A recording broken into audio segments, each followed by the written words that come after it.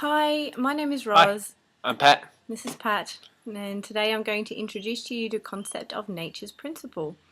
We've been working closely with Sherry Strong, a nutritionist, on a return to food program about intuitive and instinctual eating habits. So, starting with nature's principle, we this is a concept about looking to nature for our answers, and not a very difficult concept, very interesting philosophy about energizing, nourishing, and protecting your body based upon what nature provides. Now, given that there's a lot of nutritional confusion out there in regards to what to eat, how much to eat, counting calories, reading packets, knowing this, knowing that, our mentor Sherry finds this extremely difficult, so I don't know how much hope there is for us.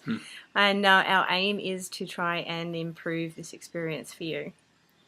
So, nature's principle derived from nature. We look to nature to tell us what to eat, how to eat, and when to eat. So if something is easily obtained in nature, then we would want to eat more of it. If something is harder to get in our natural context, then it should be avoided or have less of that. If we can't source something in nature, then it's probably harmful or there's no need to eat it at all. So, what is a nutrient? Well, if you look at the definition of what a nutrient is, that is required for growth. So we look at what is the most required nutrient for us, which is air. Air is something that we need to survive, and we can survive not too long without it. It's only a matter of minutes before we'll die, rather than opposed to water, which we need for we can survive a few days, or with food we can survive within about a week. So and we tend to take all this for granted. We tend to take air for granted, that we actually need to breathe to survive.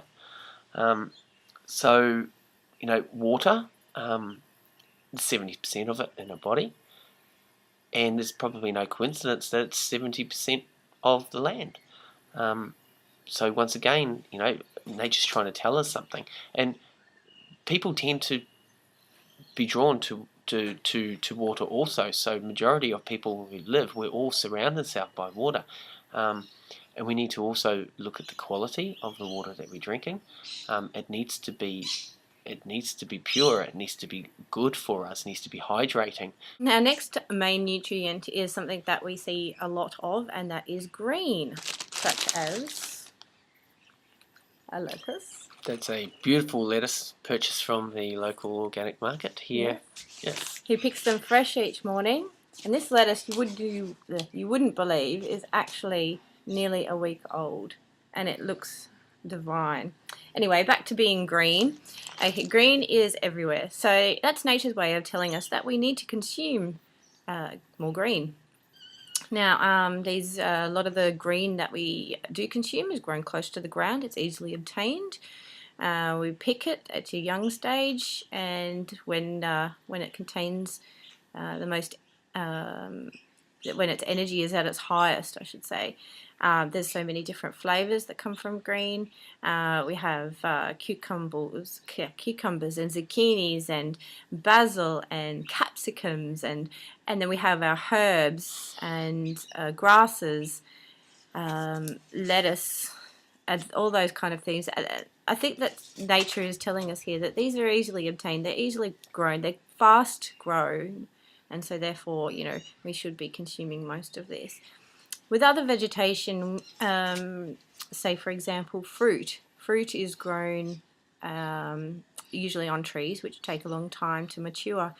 Then the fruit itself needs to take some time to become, to sweeten, ripen, and by that point, the length of time isn't just an example of a resource that that nature has put into that plant, and so therefore, we want to probably eat less of these because they're not as easily obtained. Grains, seeds, superfoods. I mean, how much how much of these can you eat if you've got to climb a tree and bring them down and crack the nuts open.